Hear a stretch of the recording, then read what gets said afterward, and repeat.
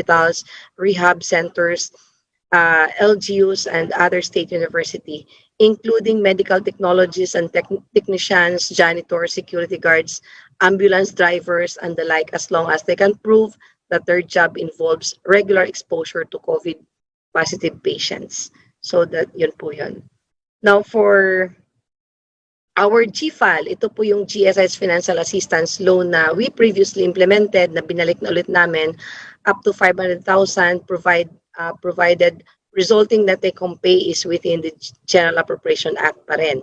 6% per annum computed in advance, fixed at 6 years term pa rin. And this has been extended up to December 2021 this year. Yun po yung pinambaba mga member natin na nag-a-avail because they want to pay off their private lending institution accounts. And then we have the top-up for members, borrowers whose total outstanding loans from lending institution ay hindi naman po maabot ng 500. So yung remaining balance pwede nilang i-avail as top-up.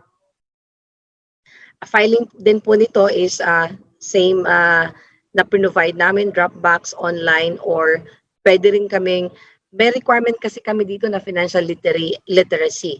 And then they can also conduct this, we can conduct online, they can avail our video explainer online also. Just access our website. Ito na po yung since the launch of Ginhawa programs, GSI is already disbursed up to 123 billion to 277,714 members.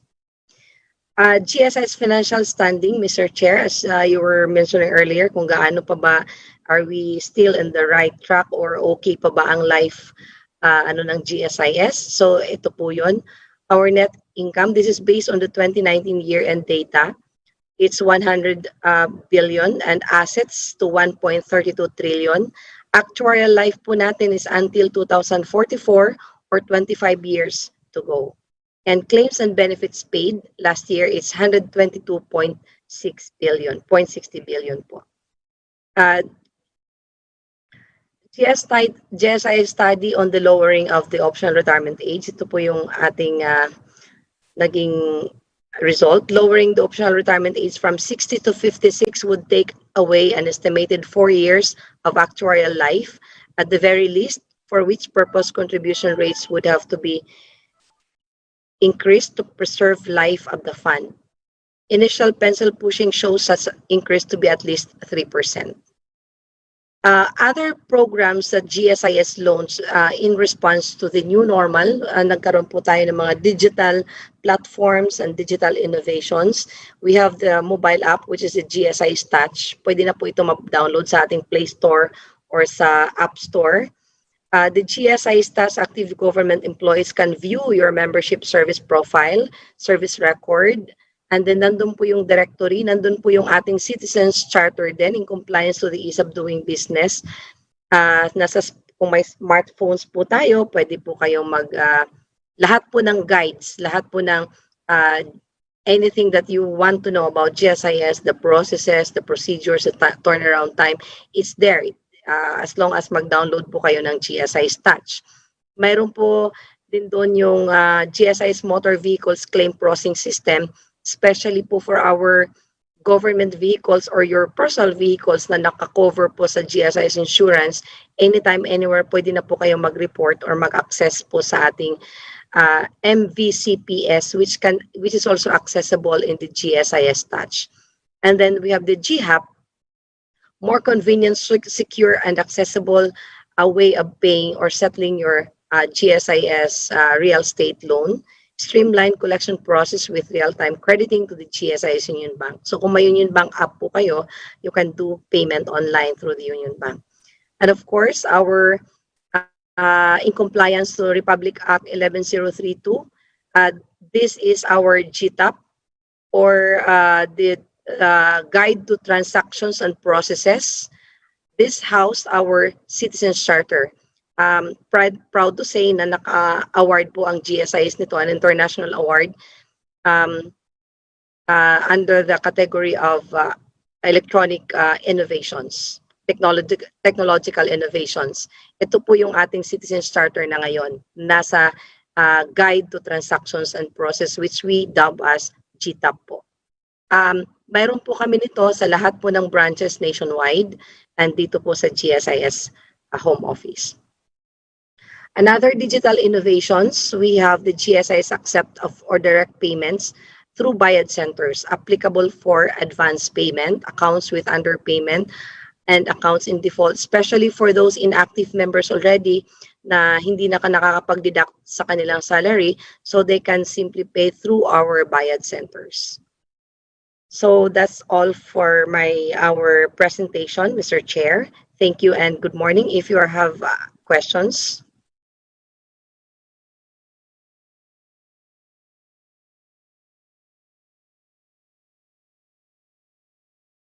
Nakamute si sir.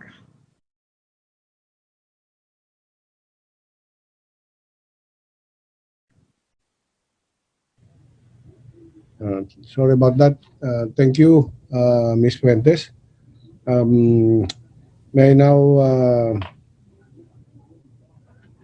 I would like to acknowledge the presence of Congressman Adrian Ebcas, who joined us recently also, and Congressman Yul Servo Nieto. They're with us also. So,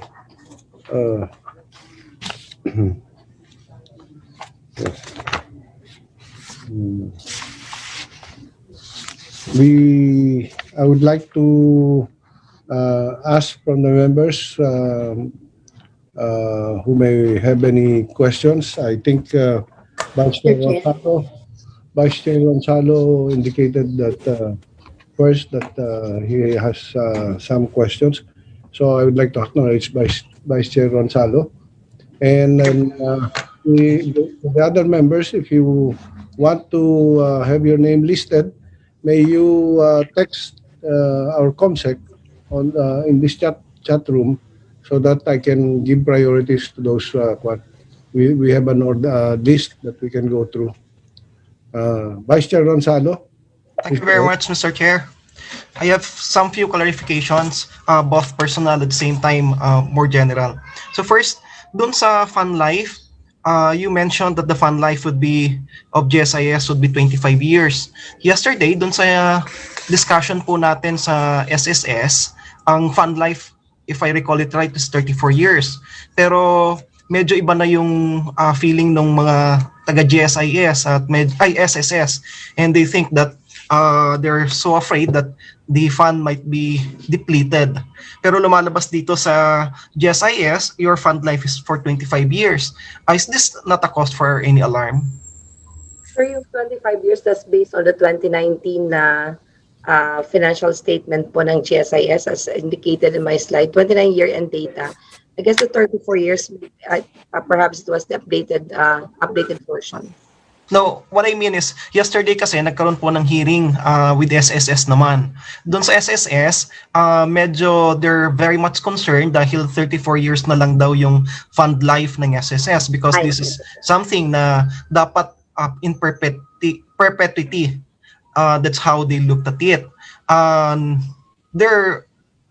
All the officials yesterday at present were so concerned with that particular fund life. Pero dito sa GSIS, which is much lower, as you your presentation, it's just for 25 years. So I'm wondering whether this particular matter is any cause for alarm for any one of us. May I add a question to that, to your query, Vice Chair Gonzalo? No? This 25-year projection of the GSIS on its actuarial life, is this a moving projection? Like, for example, come next year, will this be adjusted accordingly? Yes, sir. So yes, moving yes, Mr. Chair. So every year, like for example, 2022, this will be in consideration the continuing contributions from members and then the disbursements of loans. I need to say, it is good every year nag-adjust ng 25 years. Is that right? That's correct, Mr. Chair. Yun, back to Vice Chair Gonzalo. Okay. So, nonetheless, kung sasabi po nila na nag-move naman, I also want to see yung historical data. Gaano ba tumataas ba yung fund life ng GSIS o actually lumiliit, bumababa? But nonetheless, ang general question ko, is this not a cause for alarm? Kasi yung sa SSS, the way I understand yesterday, everybody was so alarmed. Ang sinasabi po nila, this is supposed to be in perpetuity. But the fact that we're already talking about the fund life na is already a cause for alarm itself. Ito naman, mas mababa. It's actually 2/3 of the fund life ng SSS. Pero do I hear any same sentiment within GSIS compared to that of the SSS? Mr. Chair, Mr. Chair, Go ahead, Attorney Attorney. good morning. In addition to what has been answered by VP Fuentes,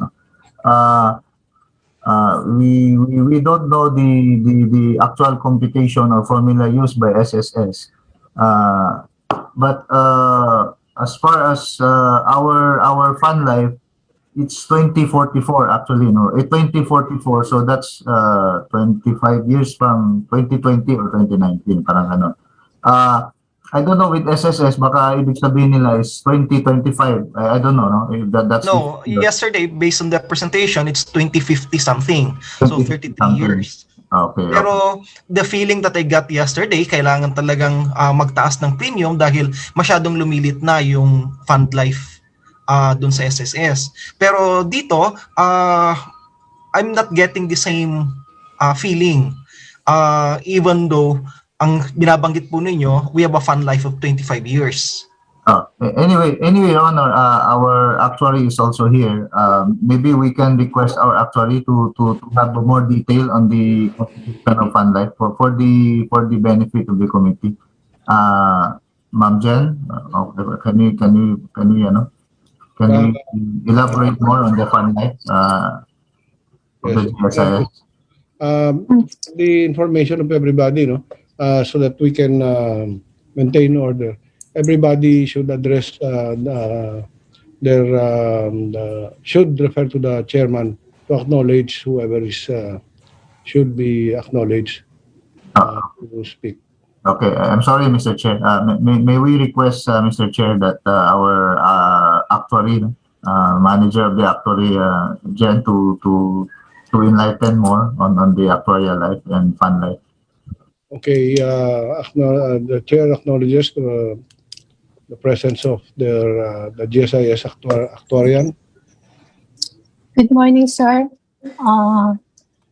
Regarding po doon sa 2044 fund life, it means po that yung program po ng GSIS will still be able to pay for the scheduled benefits. However, up to the extent po ng contributions na nakokollect po ng GSIS. Thank you, Mr. Chair. Thank you for that clarification. Nonetheless, I wouldn't anymore pursue that line of thinking, as much as I just wish to really to understand what exactly is the logic behind the attitude that I had yesterday, or unless there are other circumstances that makes GSIS entirely different from that of SSS. And second item, Mr. Chair, Go ahead. Yung mga investments, Mr. Chair, ng GSIS, I also wish to understand saan po napupunta yung mga yung pondo ng GSIS, where it's being invested to. And also, I wish to inquire, magkano yung average na percentage na pinapataw natin sa mga multipurpose loans ng mga members vis-a-vis doon sa investment, ilang percentage naman yung nakukuha natin doon sa mga investments ng GSIS. So, if I may clarify, Vice Chair, like the question that was asked of the SSS the other day, no, we want to know the income of the GSIS. How much is your income from contributions, let's say on an annual basis, and how much is your income from your various investments? We're just talking about the income side, no? We'll talk about the expenses later. Am I correct to clarify that, Vice Chair? You're right, Mr. Chair, but at the same time, I wish to inquire ilan po yung percentage na nakukuha natin doon sa mga investments. For example, kung bumibili po sila ng stocks, how much actually is the return, or nag-invest po sila in certain companies, how much exactly is the percentage per annum na nakukuha ng GSIS, vis-a-vis ilang percent naman yung pinapataw natin doon sa mga loans ng mga members po natin. On the average, may binanggit po sila kanina that there are around 13 ba yun o 14 types of multipurpose loans. On the average, magkano po ba yung percentage ng increase or yung kita ng GSIS on top doon sa capital na inutang nung isang membro? So I understand dun sa computer po natin na program 6%, dun sa iba 8%, dun sa iba 9%. So on the average, ilang percent po yun? And ilan lalabas ang effective rate nun? In as much as every month, dinididakan natin yung membro. So kung nadididakan siya every month, in a year, how much actually is the effective rate in that regard? Kasi gusto kong maintindihan, I'll be honest with you, I'll be frank, I'll be direct. Gusto ko i-compare, alin ba yung mas malaki ang kinikita natin? I understand may mga investments ang GSIS, may mga umuutang, quote-unquote, may mga ininvestan tayo. Ilan ba yung return nun? And to think, yung mga pinapahiram natin ng mga companies, kung sakali, hindi naman po yun membro ng GSIS. Dun sa mga membro po natin, that's why nakakapag-loan po sila, and sila po yung monthly nagko-contribute pa on top of din sa contribution po nila dun sa inutang nila, may monthly contributions po sila. Pero, alin bang mas malaki at the end of the day? Alin bang mas mataas sa interest? Maybe hear a reply from Ms. Jenny Lobas or Attorney Lucio Yu. Mr. Chair, for that question, may I request that Manager Rhea Diaz will be able to provide some data. Okay, you're recognized, Manager Diaz. Manager Rhea. I think the committee would like to know for the gross revenue of GSIS, how much is from premiums, right, Madam Mr. Chair? How much is the premiums from social insurance, and anong percentage naman dun sa investment natin? Good afternoon, Chairman. Good afternoon, sir. Good morning, sir. Good morning, Sir BPU. For the 2019 data, our income from premium amounts to 131 billion, while for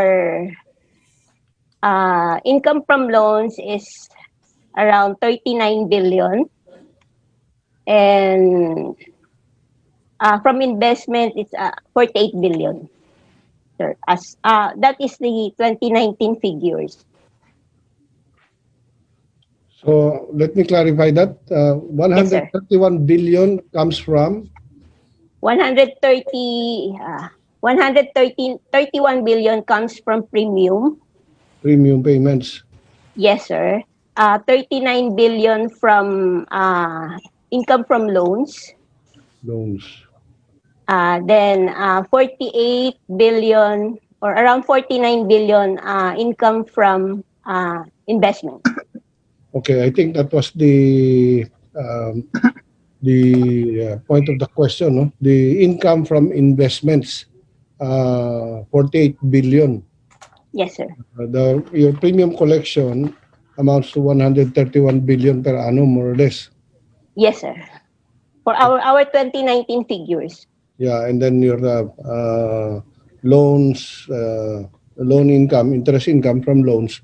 39 billion. Yes, sir. A short question before I pass it on to Vice Chair Gonzalo. Again, if you have any follow-up question after that, we will. Yes, Mr. Chair. Thank you very much. So hindi pa po nasasagot yung tanong ko po exactly, Mr. Chair. I see based on the figures that were given to us, sobrang positive po talaga yung GSIS. In as much as ang payout, total payout for this particular year that we're talking about is 122.6 billion, but the income from premium loans is 131 billion. So meron pa po yung income from loans and income from investments. Kaya ang gusto ko pong maintindihan, Mr. Chair, with this positive figures, very much positive, gusto ko maintindihan yung percentage na kina-charge natin dun sa mga loans ng mga members po ng GSIS. And vis-a-vis dun sa mga investments po ng GSIS. I understand kano yung interest na kinikita dun sa investment na yon, vis-a-vis dun sa percentage na kina-charge natin na interest dun sa mga naglo-loan ng mga members. Sir, as of now, I don't have the average percentage no loan. The average interest rate. Yes. I think that was the presentation that for the multipurpose loan, your average rate is about 8%. Yes, sir. It's 8%. Then for the other loans is merong 12%, may 10%. So, yun po. Iba-iba na. But on the average, the multipurpose loan, as per your presentation earlier, and correct me if I'm wrong, your rate is around 8%. Yes, sir. Sir, yung previous loans namin which is the consul loan, around 12%, sir, per annum. Meron kayo as na interest kwan. So the break, yes, sir. Different loans, different rates, and yes, sir. That, which depends on the member loan type and loan type. Kung yes, matagal na siya member, meron din gano'n, di ba? Tsaka kung matagal na siya contribution. Vice Chair? Sa housing loan, magkano po ang percentage? 6% ang housing loan. 6%. Because I also wish to understand how competitive are the rates ng GSIS compared to the private banks also. Kasi kung in this particular case, doon sa private bank, they are really meant for profit. And also, hindi ka naman membro po doon. Compared dito sa GSIS where we cater only to the members. And basically, ang inuutang din lang naman po nila based on your presentation, kung ano yung loanable amount based doon sa kanilang na-contribute na. So, nothing is really is lost. Kasi basically, yun na yung nabayaran po nila eh. Then, yun na lang din po yung inuutang nila. That's why I'm asking also, magkano yung percentage ng interest na income doon sa mga investments ng GSIS? Kasi kung lalabas po rito, baka mas mataas pa actually yung sinisingil natin from the members compared doon sa kinikita po natin from investments outside. Kasi di ba dapat ang aim po natin is to really make it easier for the members. Mas mababa po yung rate in as much as they're actually members and they're contributing to the fund of GSIS. Yes. Mr. Chair, we apologize, but our finance people is not around. But we can provide the honorable vice chair with the data. If I think what he wants is in terms of income from interest, compared comparison between the loans that we are offering the members and the interest rates yung magkano kinikita as far as investments. We have to get the data, the complete details from our finance group. Since unless may data ka dyan, Ma'am Rhea. I think the data earlier given, that's the income from yung sa income from loans, that's the income from interest actually from loans, and the income from investment. Yun na yun. But I don't know if in terms of interest rates, magkano, if we can still break down on that. As of now, sir, I don't have the details of the financial asset for the specific interest na earn ni GSIS. So, maybe we can submit that in the next meeting. Yes, Mr. Chair, may I just respectfully manifest to get or receive that particular data for them to submit it to the committee and for this particular representation be furnished such copy. For my last question, because I understand some are also going to ask, dun sa binabanggit nyo kanina that are instances of incorrect payment ng premium ng mga members, sino ang may concern po nito? Kasi tayo naman po na nasa gobyerno, wala naman po tayong say po dyan. Kasi automatic lang naman po yan, binabawas na po yan sa sweldo po natin.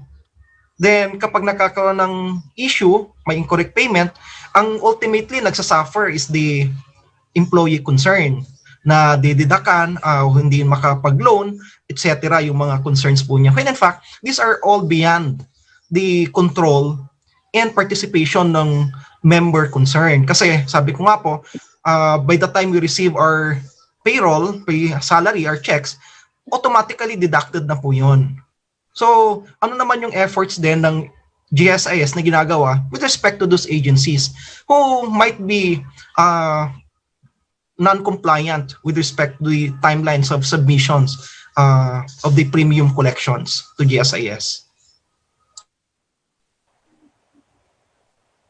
Go ahead. Attorney, can you? Mr. Chair, may request VP Puentes or VP Drigo to answer those since it concerns about remittance of premium and membership. Attorney Puentes, Madam, you're recognized. Okay. As regarding to your question, sir, yung about the premium contribution, kung sino yung nagkukulang, there are instances actually that our members have underpayments kasi nga doon sa ating EBCS ngayon, yung updating ng members records sa GSIS. Although in fairness to our agencies, lahat po ng agencies natin ay highly active in terms of updating the records. So kung nagbibill, itong example lang sir just for illustration. For example, nag-increase ng sweldo ang isang government employee. But the record of GSIS is still nandun sa kanyang old sweldo. Nag-increase from 10,000, naging 15,000 na, and then hindi na pa-update ng agency ang sweldo nitong miyembro. So nung nagbayad si GSIS, ay nagbayad si member, nag-bill kami on the amount of 10,000 na premiums only. And then nung binayad ng agency, if the agency will not look into their tinignan lang yung billing namin at biglang binayaran, so lalabas talaga na may underpayment. Previously, sir, we have mga local government units, we have even national agencies na talagang nagkakaroon ng deficiency but not on the intention of not paying the correct monthly amortization, but it's more on the procedures na mayroon kasi kaming EBCS na kailangan sundan nila but sometimes their program is not the same with ours. Kaya nagkakaroon ng time difference in terms of updating their records and vis-a-vis doon sa payments.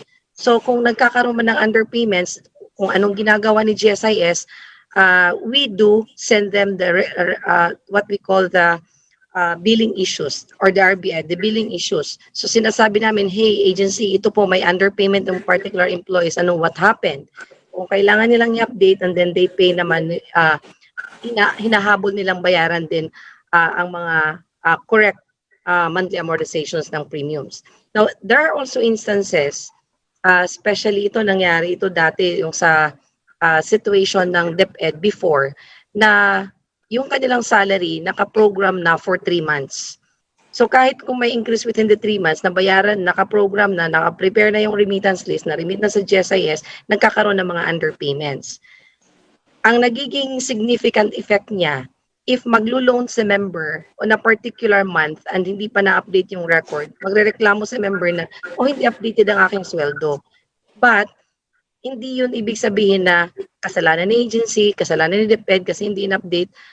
It's just, sabi ko nga na time difference because of how they prepare the payroll na in advance. But now, I don't think it's happening now kasi updated na rin kahit si DepEd ngayon, updated na rin sila on a monthly basis.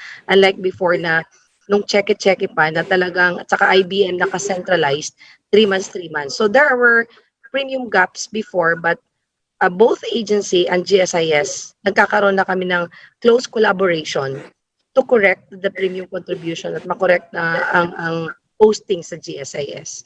So rest assured, sir, that both GSIS and the agency are having close collaboration para may tama po yung mga premium contributions. So pag nag-retire sa member, eksaktong creditable services po ang makikredit sa kanila. Okay. Thank you very much, Mr. Chair. Thank you very much for all those answers and clarifications. So finally, doon sa sususugan ko lang po yun. So lumalabas po ngayon na may close collaboration na po kayo. So hindi na po magsasuffer po yung isang empleyado for the reason na hindi po nakapagbayad yung kanyang agency. And number two, natapos na din po yung mga concerns po natin na pagdating ng retirement po nila, wala na pala silang makukuha dahil hindi na bayaran ng agency. So lumalabas na i-deduct na completely doon sa kanyang tatanggapin at the end of his or her retirement period. Tama ba yon? May I? Yes, Ms. Pendes. So when we speak about premium contribution, talagang yun yung closely collaborating with agency. But when it comes to loan repayments, mayroon talaga tayong mga members na they missed on the repayment dahil the agency are also helpless kasi wala na silang net take-home pay. And they're complying with the General Appropriation Act that there must be a net pay of 5,000. Hindi cannot go beyond that. Di ba, we have the GAA na dapat hindi nagsisiro ang sweldo ng isang empleyado sa gobyerno. But there are some cases na sumusobra na yung utang at wala na talagang maideduct si payroll officer kaya nagkakaroon sila ng utang. Yung sinasabi niyo po, sir, na pagdating ng retirement, nagsisiro na yung matatanggap kasi lahat ibabawas. I guess nangyayari lang yan pag nag-18 months cash payment at saka yung talagang utang na malaki ng member na, especially kung hindi niya binayaran, deliberately hindi siya nagpa-deduct. Yun lang po yung mga instances na nangyayari. But if habang may net take-home pay po ang isang empleyado sa government, because lalo na ngayon po, meron tayong memorandum of agreement with the agency, binabawasan po yung ating empleyado sa government. So there might be some issues on the individual borrower, but when it comes to premium po, rest assured na it's between the government and GSIS. Pero dun sa loans, hindi ko masasabi na walang empleyadong nagkaroon ng ganong problema, but marami din po tayo nationwide na sila din po ang hindi nagkukulang sa pagbayad ng kanilang monthly amortization. Hindi naman magawa ni agency dahil wala na po silang sufficient na net paying capacity. So kung ang magtatanong po ulit kayo at bakit naka-loan kung wala pa lang net take home pay, mayroon naman kami yung AAO, again, timing difference. Kasi minsan nagsasabay-sabay po, naglo-loan sa PLI, naglo-loan sa GSIS, tapos nang nakita ng AAO na nag-a-approve, okay pa naman yung net-take home pay, yung pala may kasabayan na nag-avail ng loan.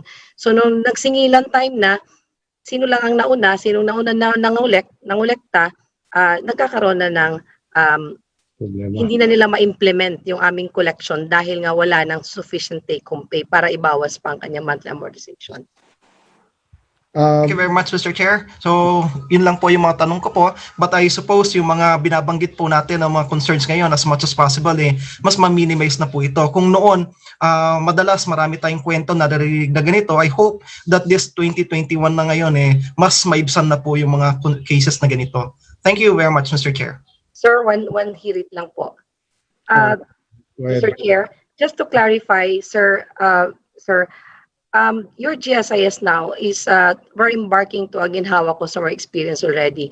We're conducting financial literacy para ma-avoid na rin po yung hindi alam ni member pa paano ma-manage yung kanyang mga financial decisions. So pag nangungutang po sila, we already conduct, we are conducting online and virtual financial literacy, and in close collaboration po kami at naniningil na talaga po kami para po pag updating ng retirement, meron po silang maniningil. And we keep on reminding our government employees not to make the retirement benefit as collateral in their loan, outstanding loan accounts. Thank you. So,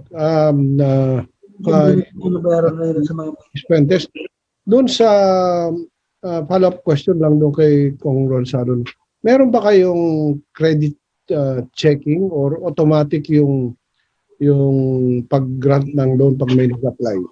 Yes, sir. Yes, Mr. Chair. In terms of credit checking po, compliant na rin po kami doon sa CISA Act, sa Credit Information Corporation. Sinasubmit na po din namin yung lahat ng credit information ng ating members sa CIC. This is one thing para matulungan din po ang ating mga membro na hindi na lang sila utang ng utang. Nati-check din po na, oops, hindi ka na pwede umutang kasi according to our record, sumusobra na yung na hindi pa nababayaran. In terms of credit checking, meron po tayong mga agency authorized officers in our respective government agencies who are the ones certifying, sila po nagko-confirm, nag-a-approve bago po mag-grant ni GSIS because they have to confirm if this person borrowing has sufficient net take-home pay to amortize the loan amortization. Si nasa kay agency as delegated or designated po yan ng ating head of agencies. They are the agency authorized officer. They are the one confirming na mayroon silang sufficient net take-home pay. Thank you. Mogron, if you may allow, we would like to recognize now Congressman Franz Castro. Yes, Chairman. Okay na po ako. So, Congressman Franz Thank Castro, you. recognize. Thank you. Thank you, Mr. Chair. Thank you dun sa presentation ng GSIS. No? Medyo marami na rin akong hindi na kitang mga bagong program ninyo. Itong halimbawa, yung EGISMO, GSIS Track, GSTP. So ano po ba ito? Pwede po bang briefly mapaliwanag po natin? Ito po ba yung sa information ng ating mga members? Mr. Chair? Excuse me, may I remind again everyone to mute themselves unless you want to, so that we won't have any feedback or other conversations coming in unauthorized. No? Congressman Castro, your question. Vice Chair Ronsalo, may I ask you to preside for a bit? I'll just take a 1-minute break. Take over the... Okay, Mr. Chair. Okay, Mr. Chair, ang tanong ko lang yung may mga bago kasi akong term na na-meet across while by VP Fuentes is presenting. So, hindi ko lang masyadong maintindihan itong mga terms na EGSISMO, GSIS Track, GSTP, at ano pa ba? Yun po, can you explain that, Vice? Sir Chair? GSIS, sino po sa inyo? May I? Okay. Ms. Vilma.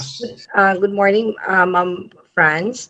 Yung sa EGSIS mo po, this has been launched years ago. Ito po yung tinatawag natin na electronic GSIS members online, where our government employees can view your records, like your service profile, yung mga utang mo rin sa GSIS, accounts mo sa GSIS, yung kung ilang years na yung period premium payment, saka yung length of service. Doon po niyo makikita yung details about your GSIS membership. Ito po yung e-GSIS mo, kaya tawag siya e-GSIS mo. This is an application, an app na you can download sa smartphone and pwede mo ma-view. Na-enhance lang po ito namin ngayon. Pwede na rin po mag-file ng loan application in response to the new normal. Pwede na rin mag-file ng loan application ang ating mga miyembro via e-GSIS mo. So yung GSIS Touch naman, siya po yung parang comprehensive app na pag nag-download po kayo ng GSIS application, GSIS Touch, makikita mo nandun na si e-GSIS mo, nandun na rin yung ating Citizens Charter or the GTAP, yung Guide to Applications and Processes ng GSIS, which housed our Citizens Charter in compliance to EODB. And then nandun din yung sa motor vehicle processing system na yun kung saan pwedeng mag-report. Halimbawa, naka-insure po yung vehicle mo sa GSIS, personal vehicle, aside from our government vehicles. Pag in case of accident na gusto nyo ma-report na may ganung damage, dun sa app na yon, you can simply access and report. Ito po yung mga digital platforms that GSIS launch in response to the new normal. So yun po yun, na accessible na po dun sa ating mga smartphones. Available po sa Apple, sa App Store and then sa Play Store.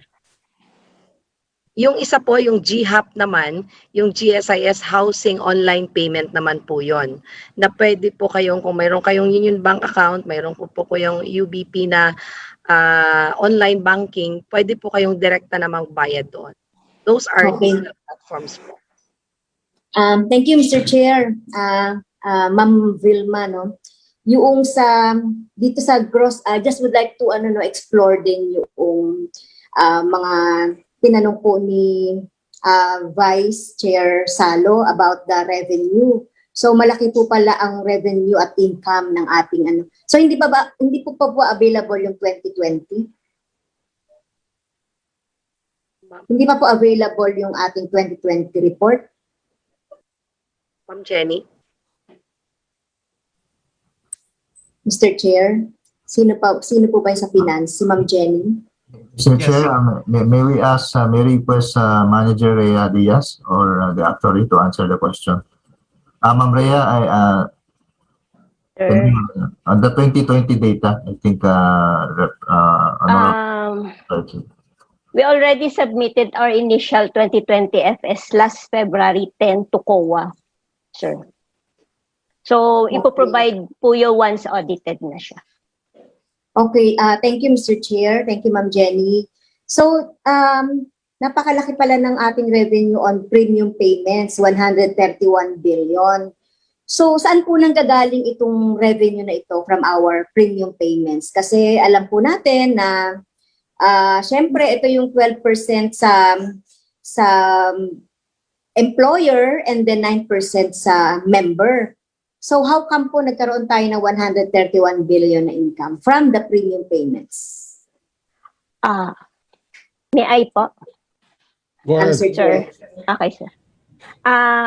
The composition of premium income of 131 billion is came from social insurance, optional, EC, general insurance. Yung all premium payments po na minamanage ni GSIS. Nandun po yung social insurance premium na binabayaran ng agency, yun yung 12 and 9%. Then the EC premium, yun yung 100 pesos. Then yung optional premium, nandun po yung mga redemption insurance ng loans. Then yung general insurance premium is yung non-life insurance for properties ng GSIS, ng government. Okay, so I wonder why it is included dun sa revenue and income. Kasi hindi po ba Yes, ito ay babalik din sa ating, Mr. Chair, ito yung babalik din dun sa ating retirements, ipambabayad doon sa ating mga retirements and other due for our members. Tama po ba? Yes po. So nasa income siya, nakabilong siya sa income. Hindi ba dapat sa ano to? Sa income po siya, at the same time po, pag nagbayad po kami ng benefits, naka-expense naman po siya. Okay. So doon sa investment po, 48 billion. So matagal na itong tinatanong ng mga members natin na ini-invest yung pera ng ating mga membro. Meron po ba kayong Mr. Chair, can we have a list of those investments ng GSIS? Yes. If you have a list, I think Meron po. We can submit po upon request of the committee. Yes. If we can request for the financial, which is a matter of public record, no? The Yes. complete financial statement of the GSIS, together with significant notes and on the items that are included there. And if it has been, if it has passed through COA already, better if it has been audited by COA. Maybe. Okay. Would Sure. that please, Congressman Castro? Thank you, Mr. Chair. Doon kasi sa, thank you Mr. Chair, doon sa inyo pong doon po sa request ng representasyon na ito. Doon sa loan interest po na nandito ngayon, kasi nabigla ako Mr. Chair, kasi yung console loans, kung tama ba ako, 12% per annum ang interest nito. Parang napakalaki naman po kaya nito as compared natin sa mga PLI, may mga teachers dito, alam nila to na itong percentage na to, mas malaki pa yata sa mga PLIs. Can you, pwede pa kami i-educate? Tama ba yung impression ko? Mr. Chair? Yes, go ahead, Ms. Diaz. If you can. Sir, the console loan, nag-stop na po yung console loan namin starting last year. Pinalitan na po siya ng much lower interest, which is the multipurpose loan. Nasa 8% po ang interest ng multipurpose loan. So, in-stop na po namin yung console loan, which is 12% for the sake of the members. Yes, pero Mr. Chair, take note ha, ang laki-laki nitong console loan before na ito yung nirereklamo ng ating mga teachers before na nagko-compound nga, sabi nga nila, nagko-compound interest at marami tayong mga teacher biktima nitong compounded interest that, Mr. Chair, when they retire, wala na sila halos na nakuha doon sa retirement nila dahil ibinayad na dito sa console loan.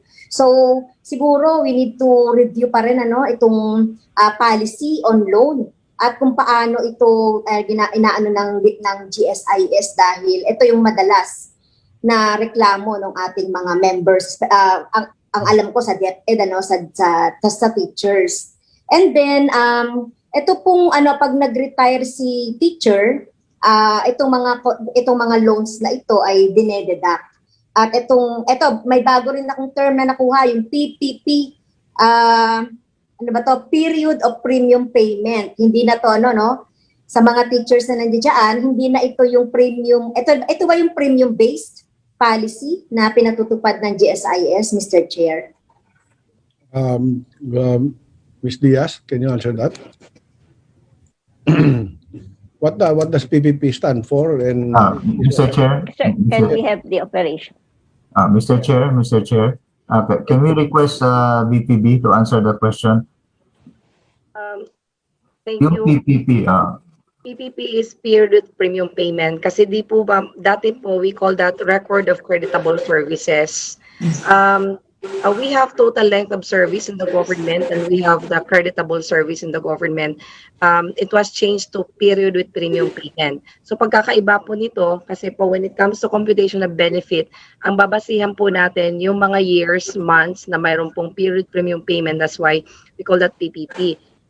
For purposes of eligibility in the retirement, dahil kailangan po natin ng 15 years, halimbawa po, kung isang government employee nagtrabaho lang ang total length of service niya is naka 15 years siya, but ang mayroon lang bayad ng premium ay 7 years. For purposes of benefit, yung 7 years na may PPP lang ang i-compute natin, but for purposes na mag-qualify siya ng retirement, we will use the total length of service. So yun po yung pagkakaiba nila. Okay. Mr. Chair, mahalaga sa akin yung total length of service at saka yung premium-based policy. Isa rin ito sa naging major na problem po ng mga members na katulad nga ngayon kung sinasabi po ng GSIS through VP Vilma na maayos na yung yung pag-compute or maayos na yung remittances from the DepEd, updated na kasi pag nag-retire si teacher, ang computation yung hindi updated. So, pwede ba akong ma-assure ng GSIS na ang DepEd ay talagang updated na sa pagbabayad in terms of the right payments for the premium of teachers? At kung may problema, Mr. Chair, pwede bang malaman natin? Yeah, go ahead, VP Fuentes. Ma'am, yes, thank you. For so far, the records that I am seeing and the teachers that have been retiring recently, wala naman pong naging masyadong issue. Wala naman pong naging issue doon sa kanilang creditable services or period premium payment. And doon sa loan accounts naman, we could explain that because may I just go back to the compounding kanina na sinasabi na biktima ang mga teachers natin sa compounding interest dahil wala nang tinatanggap pag nagre-retire. Ang compounding interest po nangyayari lang po yon kung hindi po nagbabayad ng monthly amortization ng ating mga borrowers, not only for teachers specifically, but any borrower for that.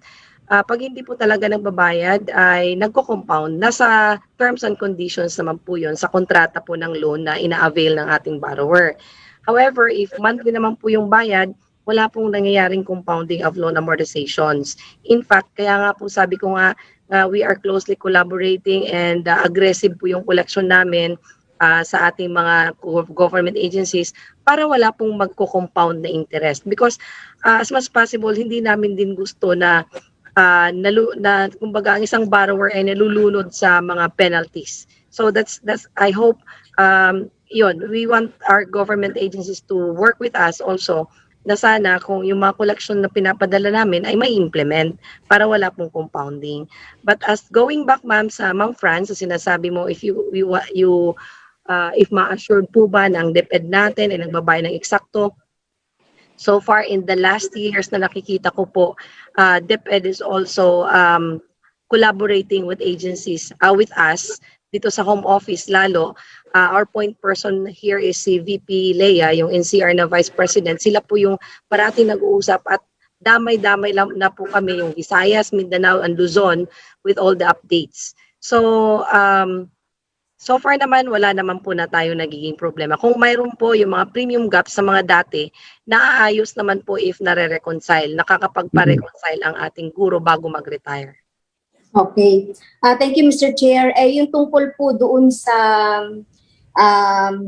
yung loan, di ba, sa Bayanihan 1 and 2, meron tayong 4 months or sinabi niyo po 6 months, 6 months na moratorium. Meron ba kayong accrued interest? Hindi ba yung nag-ano ng accrued interest? Baka nabiktima ang mga teachers kasi sa experience ng mga teachers sa PLI, may mga accrued interest. So sa GSIS, in-apply niyo ba yung accrued interest? We did not collect. Isa po yun sa condition natin sa moratorium. Wala pong accrued interest. Yung accrued yung sinasabi mo on that particular month na hindi namin siningil sila. Of course, may regular interest sila doon. Kasi in-extend natin yung kanilang repayment period and mag-i-earn pa rin yun ng interest. But if it's the surcharge na sinasabi o makukompound ang kanilang account because of non-payment for that period, wala po yun. But the regular interest po, because of we extended the repayment period, meron po yun. Okay, thank you po. Mr. Chair, last question from our member, from one of our teachers. Naayos na po ba yung halimbawa po single siya? So, namatay si single. So, pwede, di ba napag-uusapan natin before sa isang committee na kapag single si teacher, pwede siyang mag-reassign ng kanyang beneficiary. Meron na po bang naayos na ganitong policy sa GSIS? Kasi marami tayo, Mr. Chair, na mga teacher na ganyan Mga single, pinili ng mahalin ang kanilang profesyon, na pag nag-retire sila o namatay sila, kanino mapupunta yung kanilang benefits? So meron na po ba tayong ganun policy na magre-reassign sila ng kanilang beneficiary? Mr. Chair, if I may answer that. Thank you, Honorable Castro. I think in the committee that the TWG committee that the Honorable Castro is chairing, where we are discussing our proposed amendments to our charter. One of the proposals, I think, in that committee and the various bills, I understand, is to have a single or solo parent, single member of the GSIs to have the right to designate beneficiary. In the last hearing, Your Honor, I recall that we suspended that discussion pending our study on the financial impact. And there are several proposals, and until now we are trying to finalize it. But we may consider, But again, as we manifested in the committee, that we have to balance everything, Tamang-tama po, we are talking about premium rates here. In the committee, I also want to reiterate here that GSIS has not been increasing premiums, I think since early 2000. So our policy has always been increasing premium rates is the last resort. But there have been many developments since that premium rates earlier that we presented, that's 21%. That was under the charter that we have now, which is 1997 pa. So a lot of things happen after that. As we all know, salaries of the government employees has been increased. So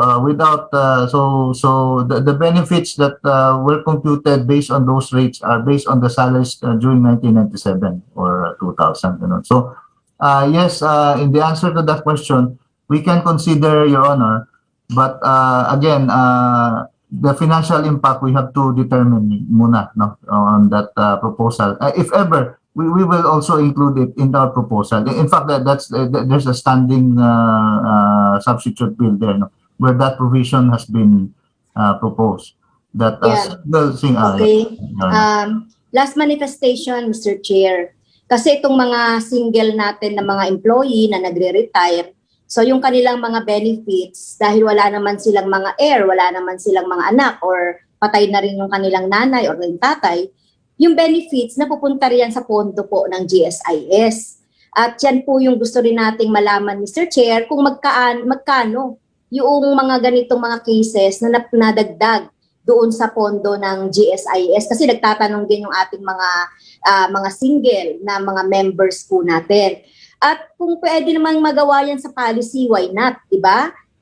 Nagagawa yan sa ibang mga insurance company, Mr. Chair, yung nag-assign sila, nagre-reassign sila ng kanilang mga beneficiary, whether pamangkin or pinsan or whoever. So sana magawa yan, Mr. Chair, at matutuwa yung ating mga membro. So yun lang po, Mr. Chair. Thank you po. Okay, I just want to clarify kung Franz Castro, no? So a single teacher, wala pa sa ano na pwede siya mag-designate ng beneficiary niya. Will this need a legislation from us? For Yes, this? Mr. Chair. Nakalagay po yan sa amendments ng GSIS law. Hindi ba pwede para ma-short? Because we all recognize the value of that, ano? Meron tayong member dyan sa GSIS tapos wala pala siyang designated beneficiary, no? Nagko-contribute siya. Tapos nasasayang 'yon kung wala siyang designated. Kung mamatay na siya, no? Hindi walang nakakuha ng benefits na pinag. Yes, sir. Yes, Mr. Chair, napupunta yan sa GSIS. So kaya ako nang tanong kung kailangan ba sa batas to or baka pwedeng mag-issue lang ng board ng GSIS or through a presidential, whichever is faster, basically, no? Yes, Mr. Chair. Baka pwede nating pabilisin yan kasi talagang clamor yan ng ating mga teachers, mga employees na single. Pwede yan through amendments dahil matagal pa yan o baka pwede mag-sponsor tayo ng bill para mas mapabilis yan or whatever. Or tama yung sinabi ninyo, baka pwedeng ano lang siya, di ba? Policy lang siya to be approved by the executive. Okay. Thank you, Mr. Chair. Sana magkatulungan tayo dyan, din sa ganyang issue. Thank you po. Tatanungin natin Chairman. Chairman. One last question, ML. Doon sa GSIS lang, is it possible, can you study your, if you can issue through a board resolution, a duly approved resolution, you can make this effective for a member to designate the beneficiary. With all the safeguards, of course, no, which can, if it's possible, para mapabilis, kawawa naman yung mga, because if this will pass through legislation, medyo, I can just see how slow the legislative process is. Yes, Mr. Chair.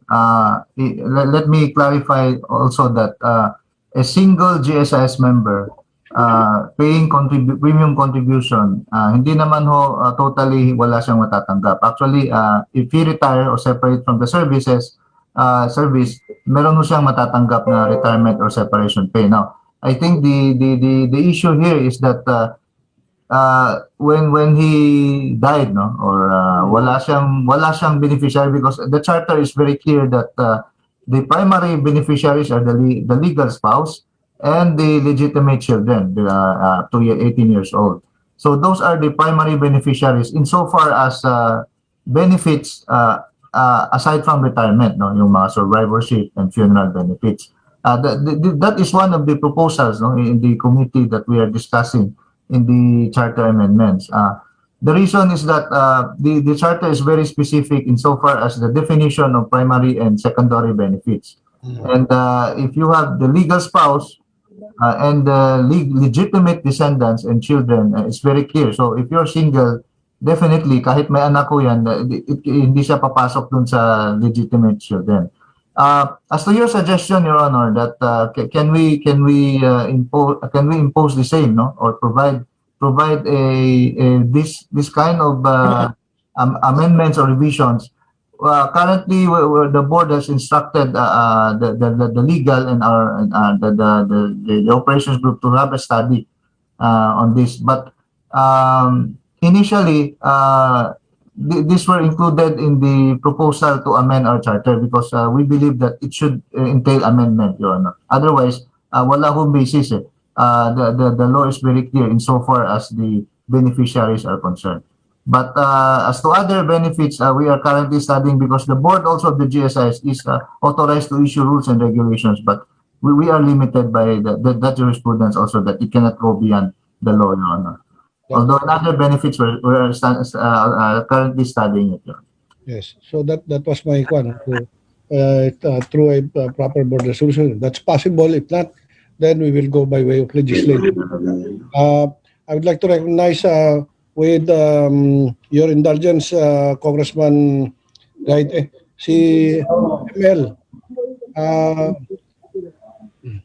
Thank you. Minority Leader is recognized.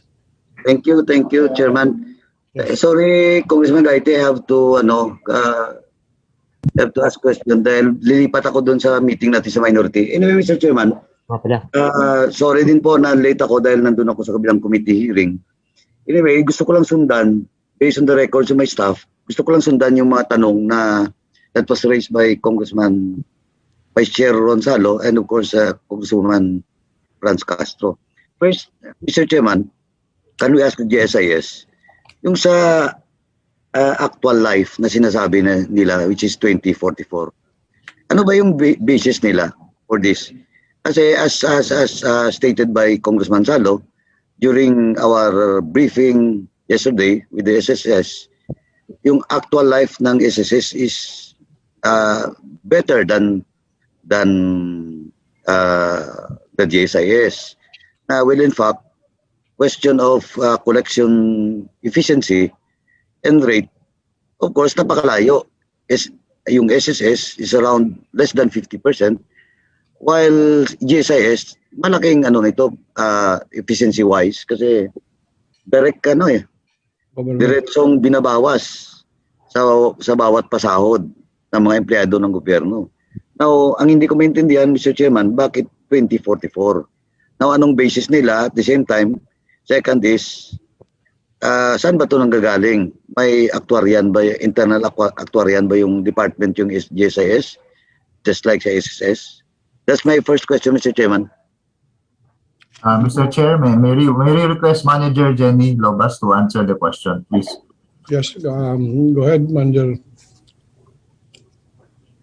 Lobas. You recognize? Manager Lobas? You're nakamute. Sorry po. The 2044 Fund Life is based po yun dun sa cash flow projections natin using yung projected contributions, claims, income for your projections for the next 75 years. And it considers po the 21% contribution rate. And then, kasama din po dito yung mga benefits na binibigay natin ng GSIS, like yung pension increases, ng mga cash gift, and milestone. Mr. Chairman, sorry to cut the GM, no? My question is, paano nyo ba ginawa ito? May actuarian ba kayo? Internal actuarian? Or you are somebody outside from the GSIS office? Internal po, pero wala po kaming actuary. Mr. Chair, sorry. Actually, Manager Jenny Lobas is the manager of our actuarial group. So we have an internal actuary. Sila ho yung nag-determine dito, Mr. Chair. Ganon. Ba't ang sabi niya wala kayong internal actuarian? We have po an actuarial department po. Okay. So that's studying the fund life po. Okay. Now,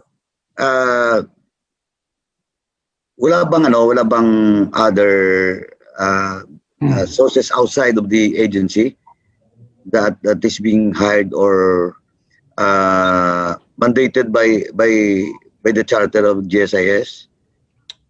Para lang at least kasi ang problema kasi, Mr. Chairman, sabi ko na ho, yung collection efficiency ng GSIS compared to SSS napakalayo. Pero yung fund life ng GSIS napakababa. Yun yung hindi magkatugma. At the same time, Mr. Chairman, kahit yung application ng mga loans, madaling kontrolahin Madaling makontrol because government to government to eh. No, so yun yung ko na parang ako I find it difficult to understand why yung fund life nila is much better ang GSIS compared SSS, compared to GSIS. So siguro dapat ma-check lang ulit, Mr. Chairman, and if the chairman allows, pwede bang i-submit nila, Mr. Chairman, the latest na based on this fund life, yung study nila, paki-submit na lang po sa committee para matingnan natin. Yes. Noted. So if the GSIS can comply with that, the documents that are being requested by our minority leader. Mr. Chair, okay, Mr. Chair, we will coordinate with our actuary on that report. Thank you for that. Thank you for that, Attorney Yu. Now, next, Mr. Chairman, with regards to investments, no, it was questioned also by Vice Chair Ronsalo. Tama ho ba na yung 2019 income ng GSIS from the investment is 48 billion? Tama po ba?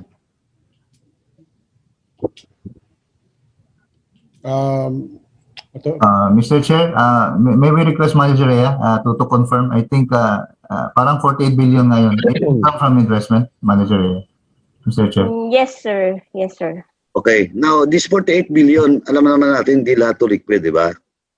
Yes, sir. May properties. Now, out of this 48 billion, magkano ba yung sa properties? Tsaka yung cash na income? As of now, sir, I don't have the details for the cash or yung details ng investment. And then kasi, Mr. Chairman, why I raise this issue or question? Because you cannot count the properties. Of course, that's part of your income. But what is important is the cash.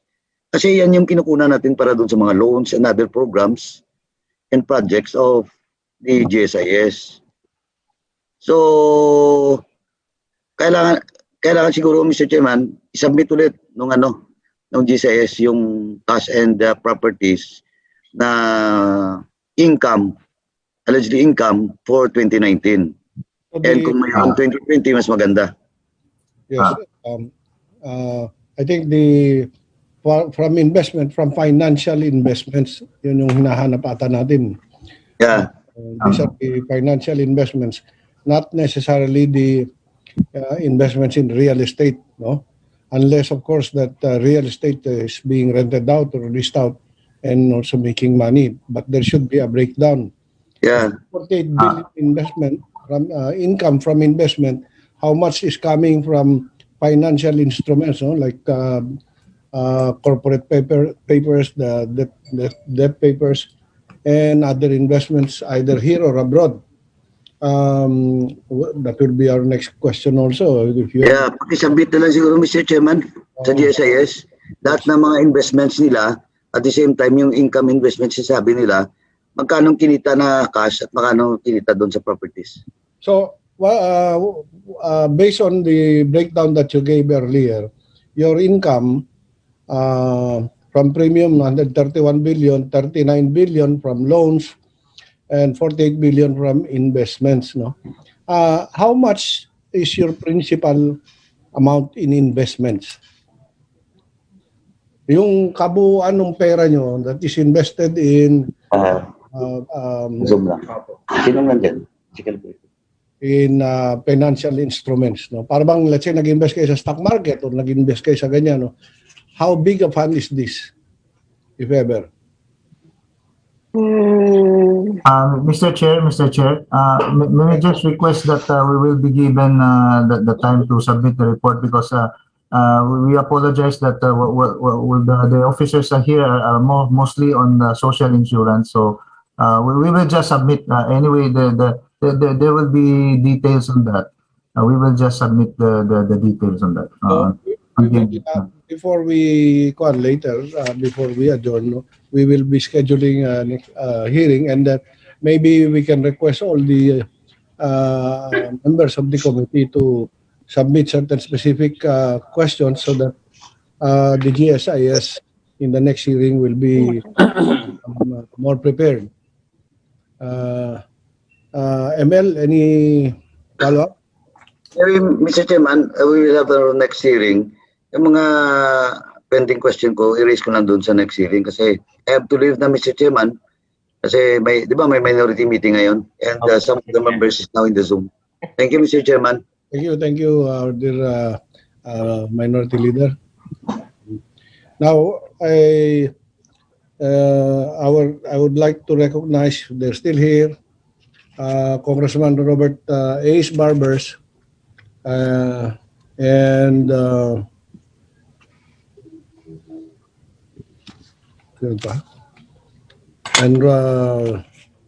Representative Sol Aragones also, no? If you are still here, I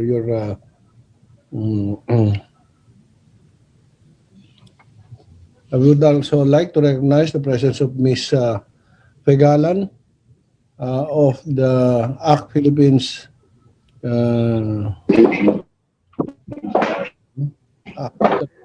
kasama ni Congressman Franz to. Yes po, magandang umaga po Mr. Chair, magandang umaga din po sa mga magigiting natin mga kongresista at sa mga resource persons, ganun din po sa ating GSIS. So ako po ay isang teacher dito sa Metro Manila, public elementary school teacher po ako. So sa kabuuan po halos 1 milyon na ang miyembro ng GSIS sa hanay ng mga public school teachers at ito po ay 2/3 halos. Ms. Pagalan, may I comment? Yes, we just acknowledge you, but we will recognize you and give you time to speak.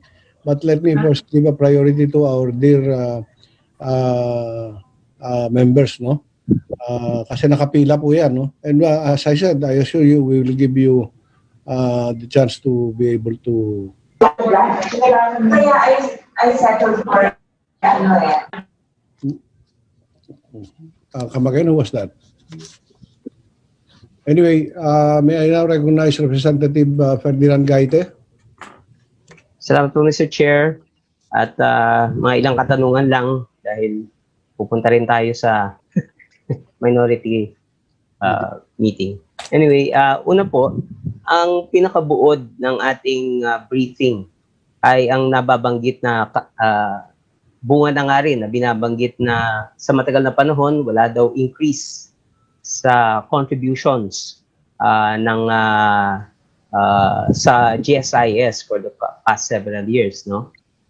I think the last increase was by virtue of the GSIS law. So ngayon po, as amended. So ang mga katanungan ko lang po muna, how would nandito po yung kinatawan natin sa GSIS, how would the GSIS rate the GSIS itself in terms of performance, no? And I would like to drill down on the return on asset, no, for the past several years, meaning total assets vis-a-vis yung total other comprehensive income for the past several years. How would you rate because that will be a measure of how efficient has the agency performed insofar as utilizing the monies that were entrusted to them to invest, to provide benefits, etc. How would you rate the GSIS, Mr. Chair? Who may answer that? So, Carl, check ko lang. Tapos na ba tayo sa energy? Wait.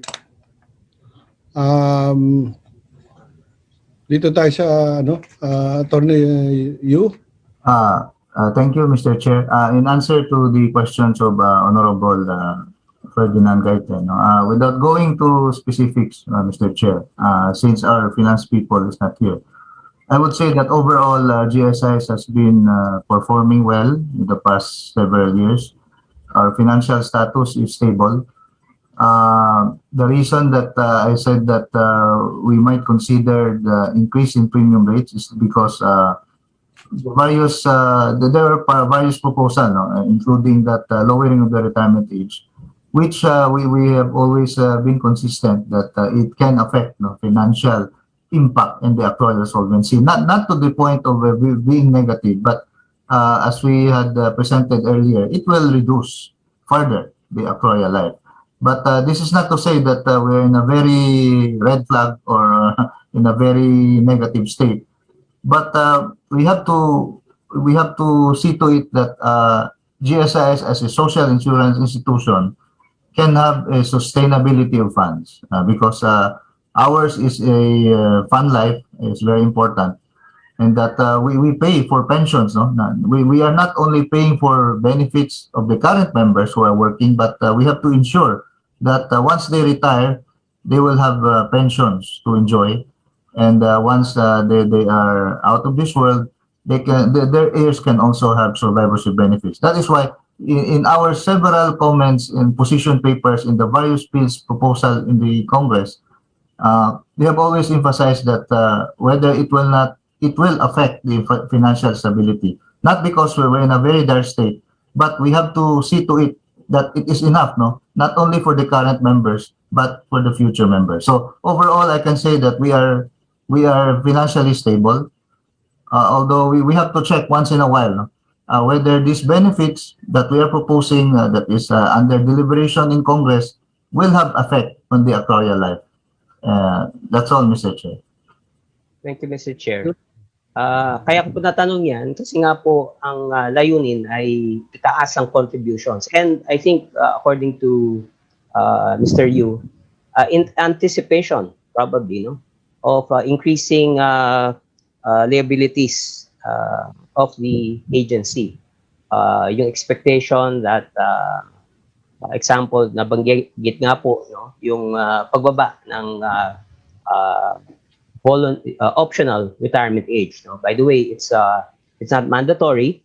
It's optional, meaning hindi naman based sa data na binanggit mismo ng GSIS, hindi naman lahat ang mag-optional retirement. Kaya ang optional retirement. As a matter of fact, based on our studies, only those who have higher probably salaries expecting higher pensions would avail. However, those with lower salaries, maghihintay na sumagad hanggang umabot ang mandatory, which is 65. Okay. Anyway, so ang point ko lang po, based on your financial statements, nakita ko lang po dito in 2019, wala po yung 2020 pa. Tama naman, noong 2019, ang inyong return on investment is about 12%, which is higher than the rule of thumb 5% na ROA. But 2018 was extremely low. It was less than 3%.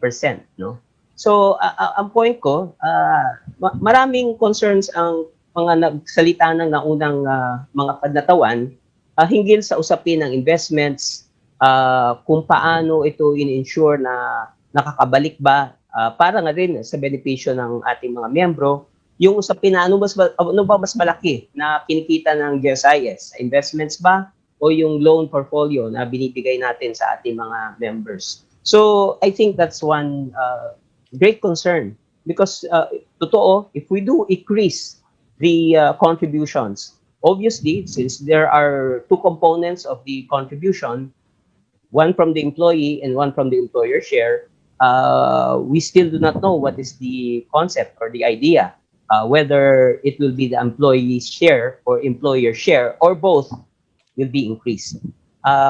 Kamakailan lamang, ilang beses luspindi ang mga may mga panukalang batas sa lower house na ipatigil kahit pansamantala ang increase sa PhilHealth at gayon din sa SSS.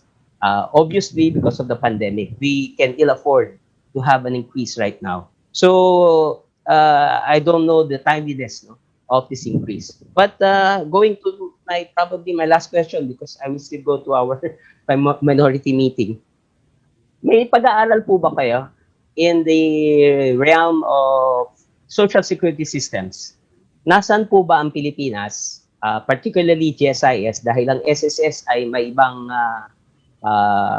contribution share.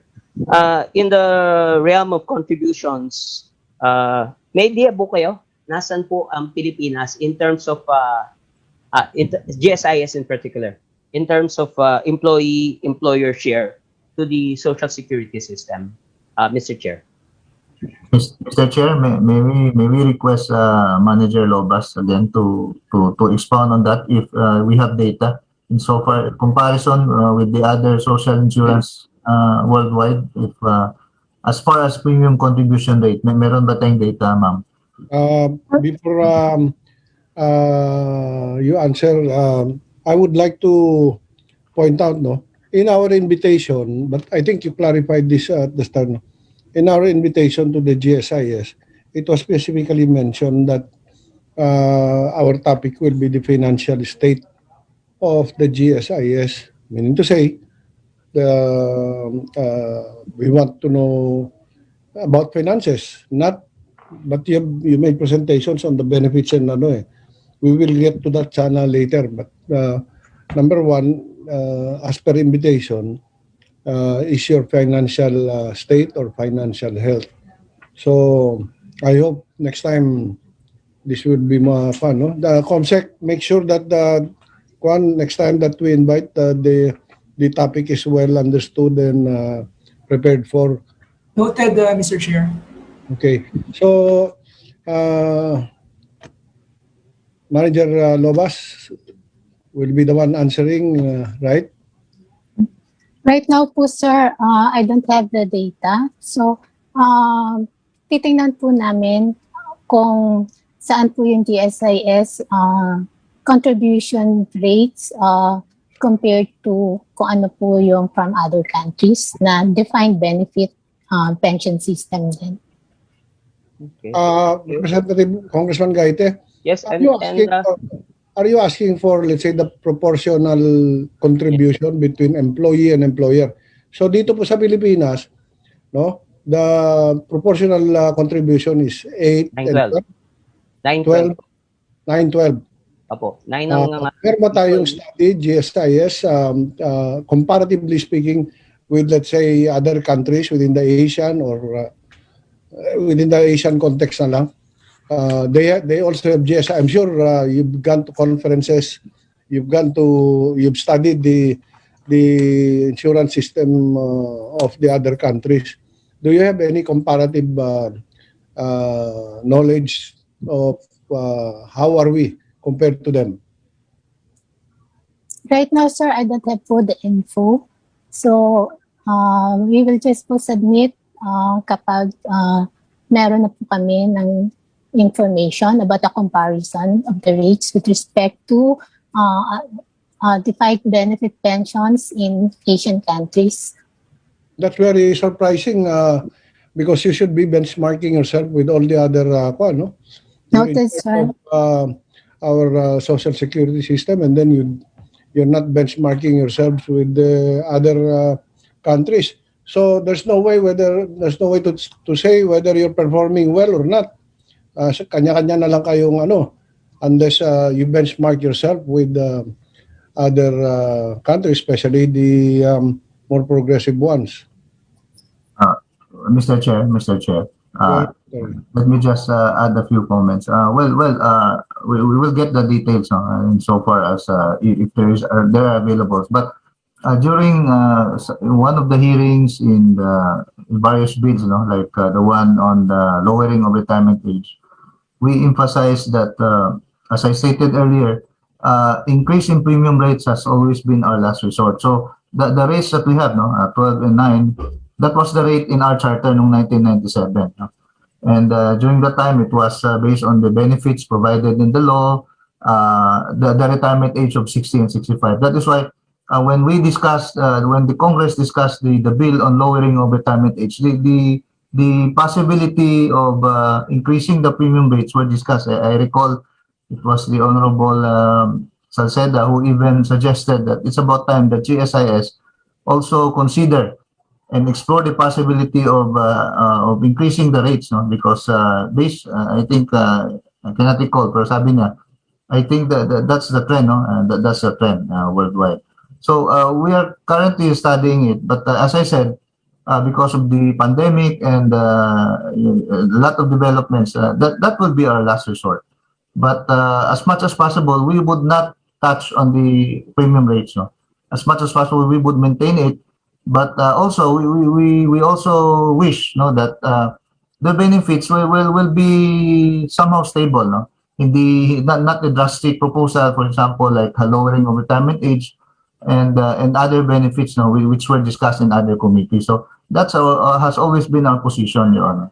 But yes, we don't know. But siguro, I think the rate that our charter has from 21% is higher than SSS, no? But it doesn't mean to say that compared to worldwide, hindi lang namin alam. No? We have to get the data, Your Honor. Yeah, Yes, maybe Mr. Chair. for the benefit of everybody, especially your agency, you can take the time to look at the other countries' system so that you can, as I said, benchmark yourself, no? Instead of just making a statement that you're doing pretty well, no? And without implying so, no? Comparatively speaking, personally, I find the GSIS seems to be more financially healthier than yung SSS. Eh. So with that, congratulations to you, to the GSIS team, Attorney Rocio. No? Anyway, can I go back to Representative Gaite if you have any follow-up question? Yes, Mr. Chair. Actually, meron tayong pwedeng madaling makuha ng data. And yung KPMG, kilalang isang consultancy accounting firm, had already some studies. And based on their data, relatively mataas na po ang ating contributions. Globally, the employee shares about, according to that report, as of 2021, ang employee share ay 9.49 employee share. So medyo mababa lang tayo kasi 9% sa GSIS. However, ang employer share is 15.34%. Globally yan, no? So including OECD countries, Americas, etc. So medyo mas mataas yung employer share. Sa Asia, 8.16% ang employee share. So we are higher because we are 9%. Gayon din sa employer share of 14.11%.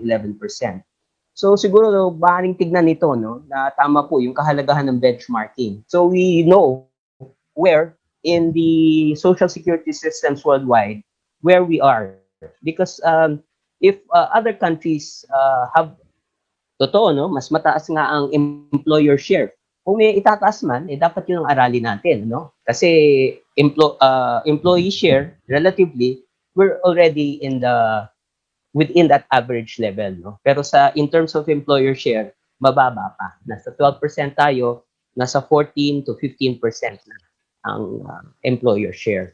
So, kung gano'n ang direksyon ng ating pag-uusap ngayon, ay wala hong pagtututol ang ating mga maliliit na empleyado na hirap ngayon. On the other hand, if this will result to an increase in employees' share, I don't think it is advisable, not especially in the time of pandemic, even after the pandemic, because as already explained, marami nga naglo-loan na kulang-kulang na nga kasi their salaries are not enough to meet their basic needs, kaya umuutang. And of course, there are restrictions or limits or some safeguards that we have to put para hindi naman mahirapan yung ating mga ordinaryong kawani. So yun lang po, Mr. Chair. At pasensya na po, lilipat na po ako sa minority meeting natin.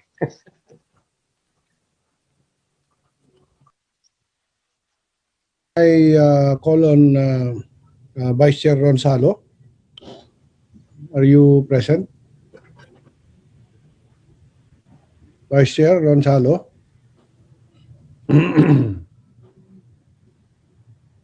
Wala siya. Okay. Please ka rin, Chair.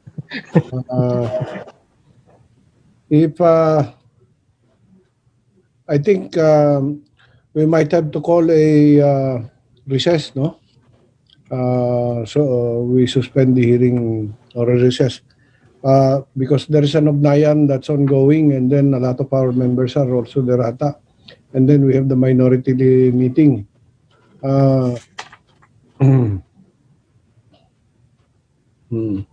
So can we resume, let's say at 1 o'clock or 1:30? Would that be okay with everybody? Mr. Chair, I had another Zoom meeting with the committee, House Committee on Labor at 1:30. So also today. House Committee on Labor. Sige, we will communicate with that. Maybe we can join them kung ano, para joint meeting na lang. Any of the other members?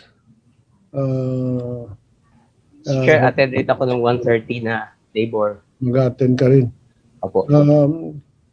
Final na lang siguro, maybe we can listen to our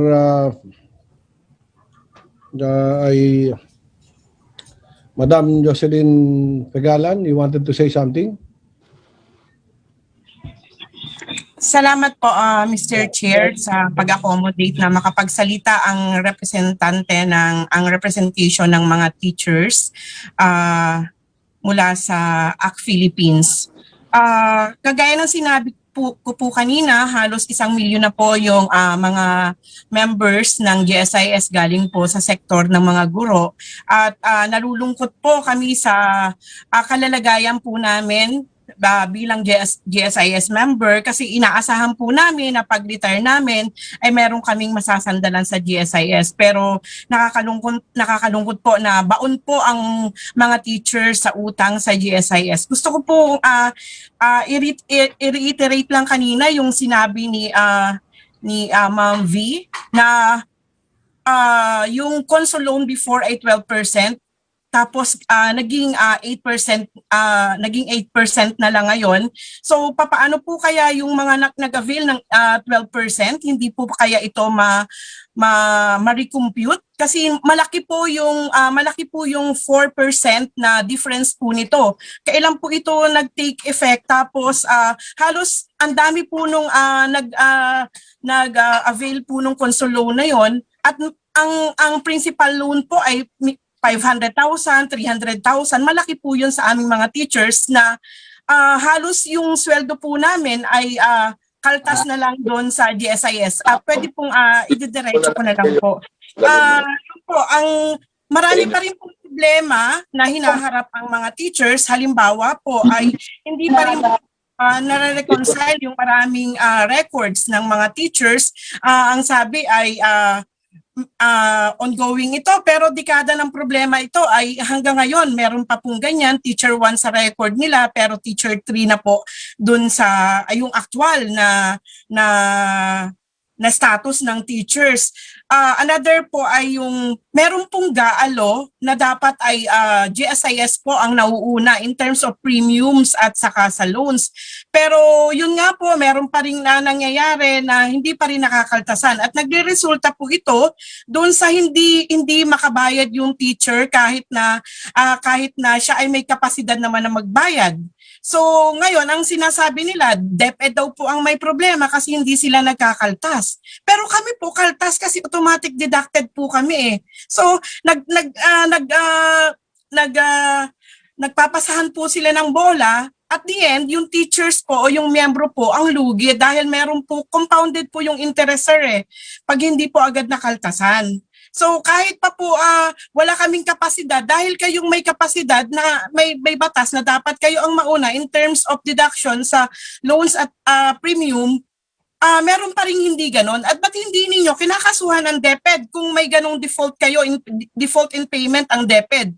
So, pinagpapasensyahan nyo yung DepEd, pero yung teachers na at the end ay kami yung napipenalize, parang okay lang sa inyo.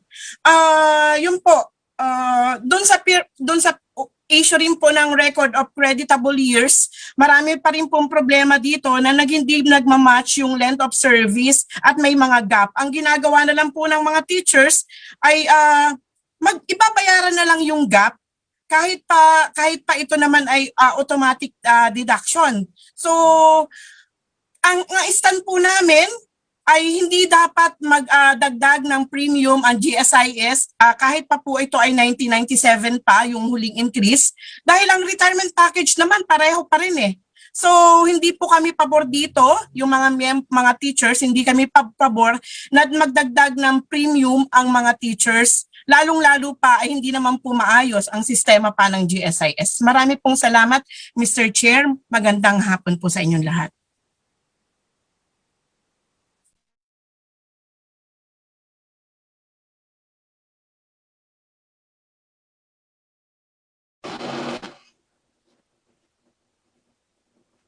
Mr. Chair, kung EDCAS, may tanong lang ako sa I'm GSIS. sorry.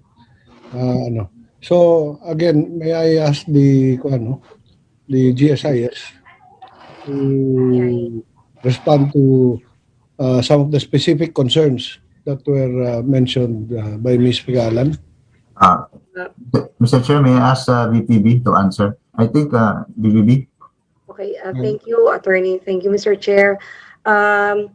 I noted 3 concerns ni representative ng ACT.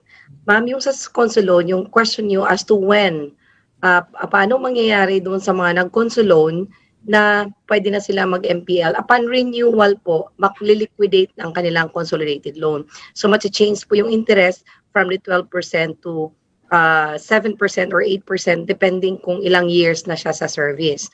So, yun po yun. Yun naman sa concern nyo sa General Appropriation Act, nasabi nyo na unang GSIS, however, mayroon pa rin hindi nadididakan for some reason and then nagpapasahan ng bola. Ma'am, ang preparation po ng payroll ay nasa DepEd, hindi po nasa GSIS. GSIS send collection letter. However, the implementation on the collection is nandun po kay DepEd. So sila po yung kayo po may control nun. Kasi kung kami pong gumagawa ng payroll, definitely i-apply namin i-implement namin yung collection. However, it's not GSIS who's preparing your payroll, but we send the billing. Meron po kaming electronic billing collection system. Pinapadala namin sa inyo. Meron din kaming weekly notice to deduct na pinapadala sa inyo. However, yun nga, ang nag-i-implement ay ang agency din, regardless kung DepEd man o national agency. Doon naman sa period premium payment na sinasabi mo na mayroong mga gaps na hindi pa naaayos ng GSIS at ma'am, kung kailangan po ng reconciliation ng isang guro na nag-retire, you can always email us or text GSIS para po ma-reconcile. Narinig po ng taga kung Manila man yan. Kasi ako, ang buong Pilipinas na mga teachers natin so far, pag may mga nagre-retire, we are conducting pre-retirement counseling. At pag nakikita namin na there's a significant gap between the TLS and the PPP, nire-reconcile po namin yan, especially if permanent po yung teacher all the while.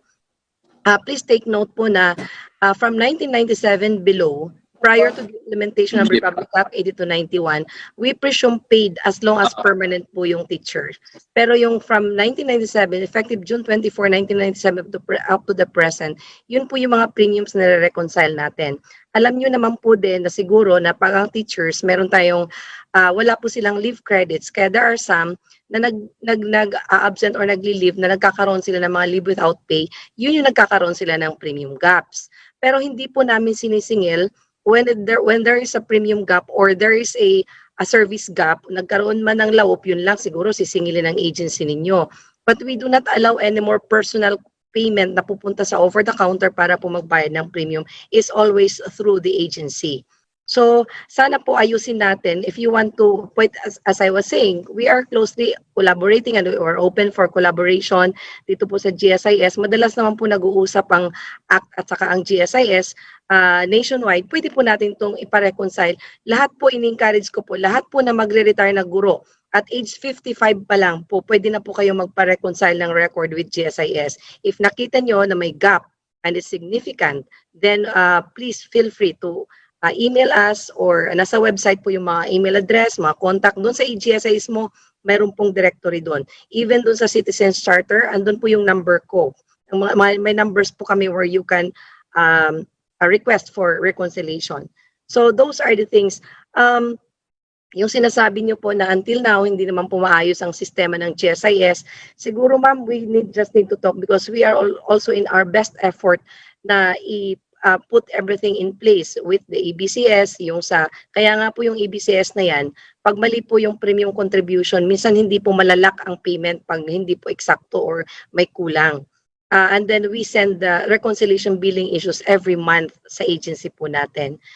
So with all the other concerns na may mga gaps pa, we are open for reconciliation with your accounts and the teachers' accounts. Thank you, Mr. Chair.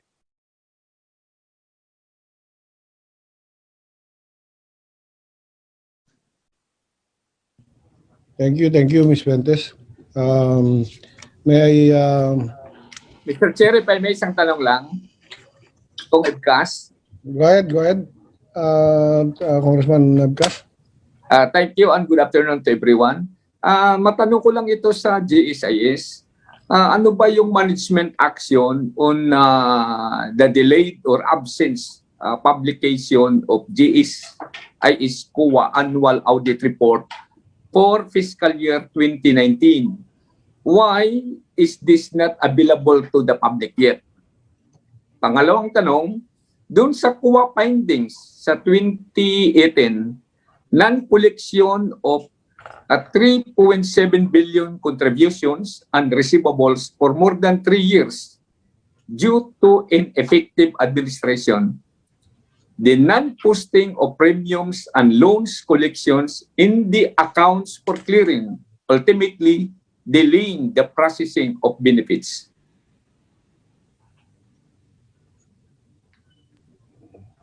May I hear sa GSIS? This is concerning the 2018 and 2019 COA report. 2018. Yeah. 2019 doon sa annual audit report na hindi pa na Hindi pa na-approve. Public. Attorney Lucio. Mr. Chair, may we request either Manager Rhea Diaz or the COA or our COA resident auditor is here, Ma'am Cynthia, to answer about the non-publication of the GSIS FS. Ma'am, Mr. Chair. Yeah, go ahead, the representative from COA. Mr. Chair, can I be allowed to answer? I'm the cluster director from COA. Yes, go ahead, madam. Regarding the non-publication of the annual audit report for 2019, it hasn't been published yet in the COA website because there has been a differing interpretation in the International Accounting Standard with respect to an investment property. So we still refer this to our government accountancy sector, who is the authority in interpreting finally the specific International Accounting Standard. This has an effect on the independent auditor's report. So we haven't published yet the annual audit report. Then how soon you publish this information? 2021 na ngayon eh. Yeah, we're just waiting for the interpretation, the official interpretation of our government accountancy sector because of the differing interpretation between GSIS and COA. So how long has this been going on, this debate as to the right proper, the right accounting entry? It was forwarded to them in October 2020. Okay. Novel issue. That's why research will have to be undertaken on this. In previous years, how have how was the account treated? In the previous years, it was also recognized as investment property, but there is an issue on the control and the economic benefits that are being received by the SIS. Okay. So, Congressman Evcas? Yeah, pero hindi pa nila na sabi sa atin kung how soon. What I mean, the timeline. It last quarter ba ng 2021? Or third quarter ba ng 2021? Kasi indefinite yung sagot eh. Yeah. Anyway, what I can promise is I will follow it up with the sector concerned so that we can facilitate its publication in the COA website. Yeah. So, as also, maybe all the other reports regarding GSIS are in the COA website? Yes, sir. These are all viewable and downloadable? Yes, sir. For up to 2018. Up to 2018. 2021 na nga ngayon. No? So, okay. So, back to you, Congressman Evcas. Yeah, Mr. Chair, yung doon sa GSIS Management Action, doon sa COA findings ng 2018, with regards to the 3.7 billion contributions and receivables.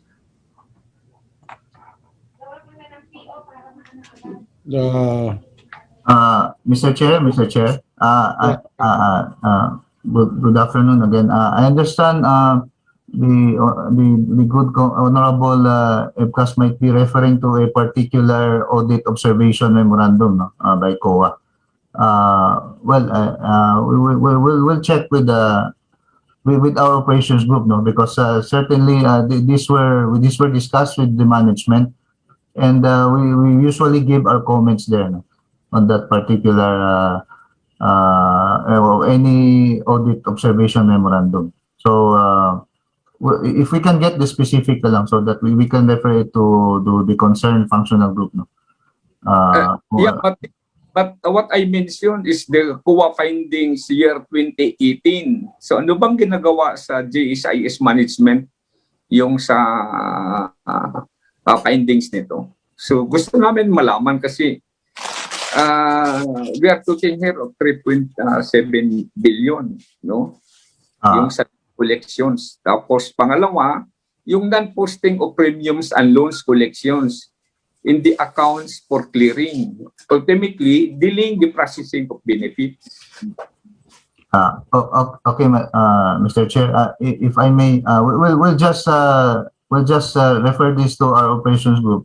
If we can in general lang, no? I think may I refer to VPB? I think, ma'am, maybe we can say what we are doing in case na there are unposted payments and yung mga premiums that due and demandable. Yun lang siguro in general. So I think the honorable congressman is referring to those findings by COA.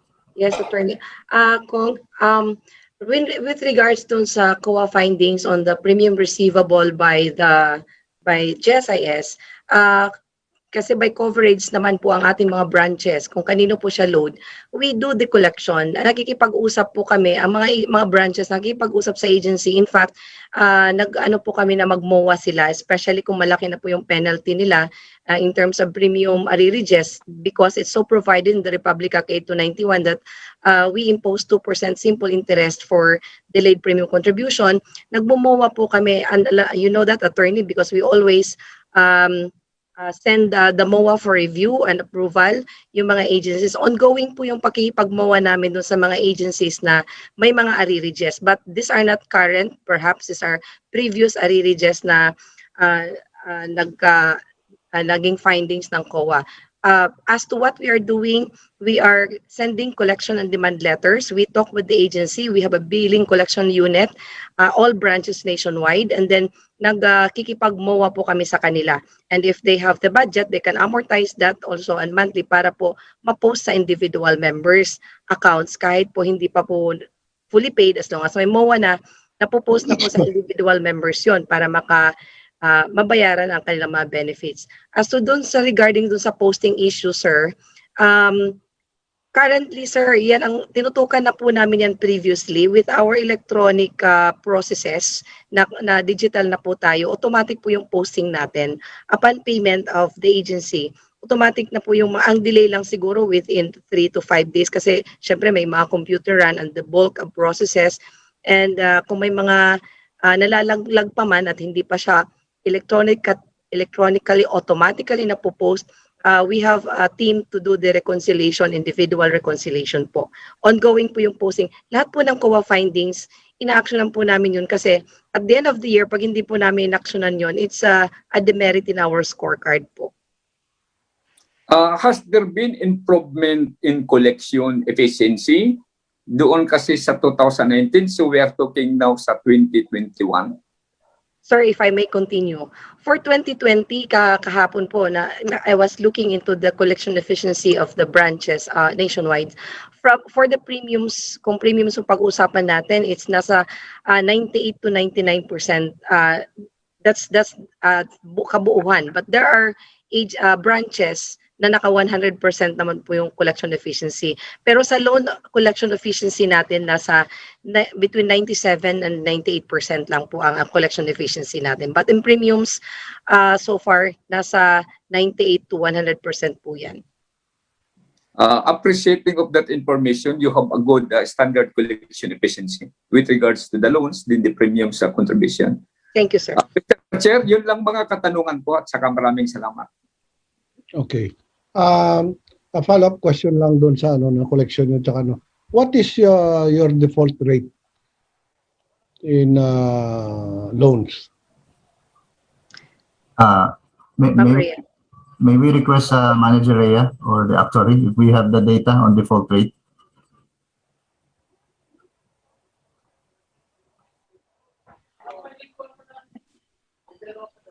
Manager Rhea? Yes, sir. Wait lang po, sir. Come again? Wait lang, sir. Kunin ko lang po yung data. Saglit lang po. Wait.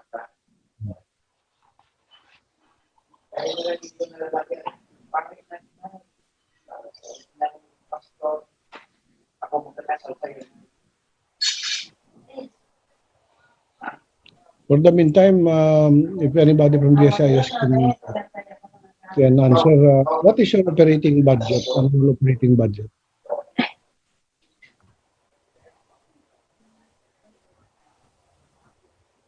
While Ms. Diaz is getting the data on the default rate, may I ask what is your annual operating budget, the GSIS? For default rate, sir, or your annual operating budget, your total operating budget. I mean, based on number of personnel and your total operating budget. As comparatively speaking with the SSS, the annual operating budget, I think that was mentioned was about 8 billion. I guess, Ma'am Maria, the data is with you ang ating operating budget.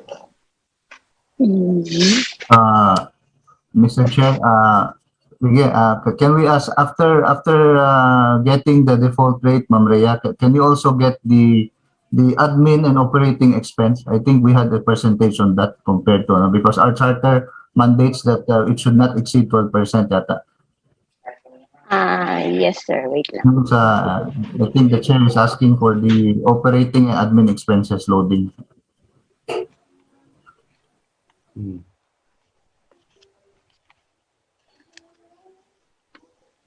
By the way, when can the committee receive the financial statements of the GSIS that we mentioned earlier?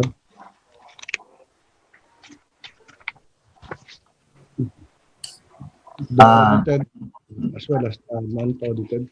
Your Honor, we will coordinate. Give us 2 to 3 weeks, Your Honor. 2 to 3 weeks. We'll coordinate this data with our functional groups concerned. Okay. Comsec, please take note. 2 to 3 weeks, they should be quite. Okay, Mr. Chair. In fact, they should be publishing these financial statements, just like all the other agencies, if I'm not mistaken. Sure. Based on, may I po? Based on our data on past due rate, our latest past due rate on loans is at sorry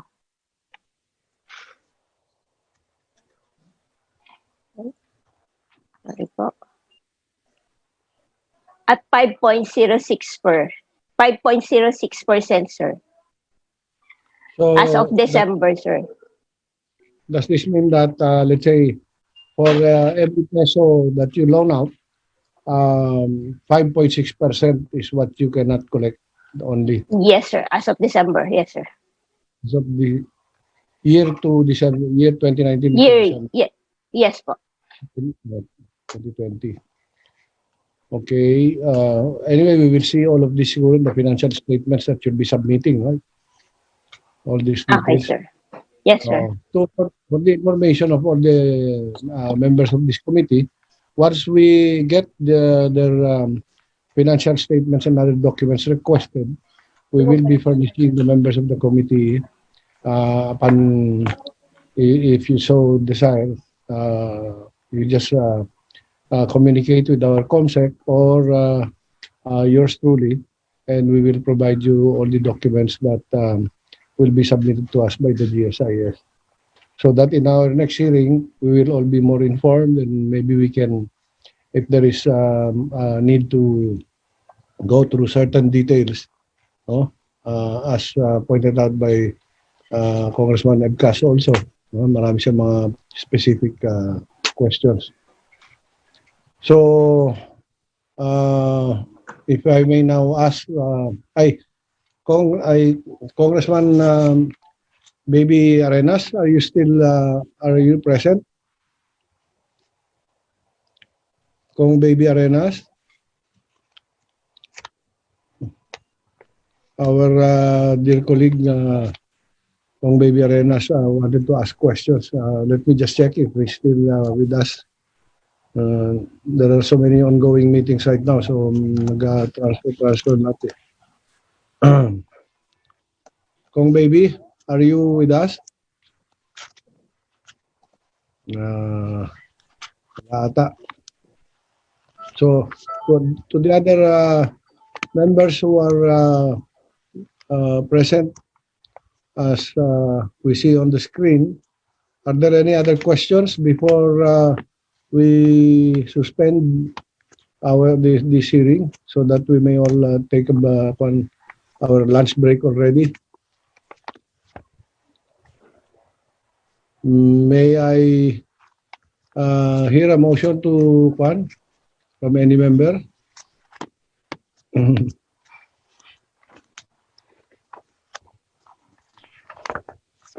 Wala rin. So, to the GSIS team, headed by Attorney Lucio Yu and Madam Vilma Fuentes, Miss Jenny Lobas, and Manager Ria Diaz, and to the COA representatives and other resource speakers, please accept our gratitude for being present and enlightening us. I hope you will na huwag kayo magsawa sa amin at sa susunod kung ano baka ma-invite na naman namin kayo. This will all depend on the request also for all the other members who wants to be clarified on certain issues. So maraming salamat po sa inyo at maybe we can hear from Attorney Lucio for some parting words before we close down. Thank you, Mr. Chair. BPB would like to comment on something on the budget po. You want to update, ma'am? Or okay na? Just to just to give info kay Mr. Chair as to your question sa operating budget ng GSIS. We have for 2020 we have 7.6 billion and sa personal services we have 5.5 po. Update lang po kanina. And thank you. Okay. Thank you again, Mr. Chair. We're more than willing to attend and participate as we always do, even in various committees regarding bills. In summary, GSIS is doing well. Your GSIS is financially stable. When we got the info that there might be some proposals to increase the premium rates, we are also delighted, not because that we are in a very dire need of finances, but as I said earlier, in view of different developments, lowering of retirement age bill and other increases in salaries, we might have to explore that possibility, just to sustain the fund. But in the meantime, your GSS is doing well. And let me just add that our retirement package is better than the private sector because we readjust the retirement benefits. If you serve in government, for example, at least for 35 years, 36 years, you get 90% of your average monthly compensation. So it's not surprising that government worker has a good retirement pay than the private sector because the board has adjusted the retirement benefits. And we will continue to do so. Look ways of increasing the benefits. What more can we give for the retirement pensions? During the COVID pandemics, we also responded by following the IATF moratorium as discussed earlier. And we offered some insurance, BFF, and to call of the new normal in the DepEd, in the teaching sector, we also offered computer loans. So we continue to try to offer products that will be beneficial to members. And as I said, if Congress deem it that we should increase the premium, it's worth exploring, and we are willing to cooperate with Congress on that. But as I said, increasing premium has always been our last resort, and we look for other ways of which we can increase the benefits and to serve our members well. Thank you, Mr. Chair. Thank you. That's very heartwarming to hear. At least hindi tayo masyadong nakakapadagdag hirap sa ating mga kababayan.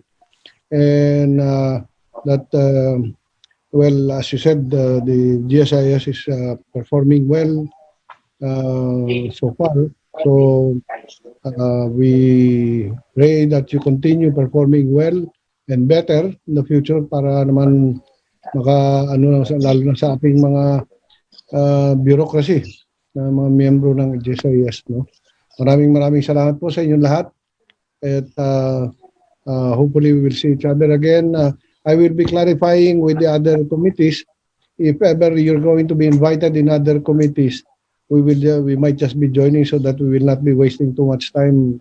Kung doon lang sa Congress rin, pwede tayo magsama-sama sa ibang hearing or joint committee hearing. Pero maraming salamat po at pinagbigyan niyo itong Committee on Public Accounts. Thank you again. And good afternoon to everyone. Thank you. Thank you, Mr. Chair. Thank you. If there are no objections from any members present, and there being no other matters to discuss until we get some of the documents that we requested, I move to adjourn and suspend the hearing. We lack members, so unusual, very unusual. So without Hearing any motion to suspend or the motion being seconded, I hereby declare that this meeting is adjourned. Thank you very much. Maraming po salamat.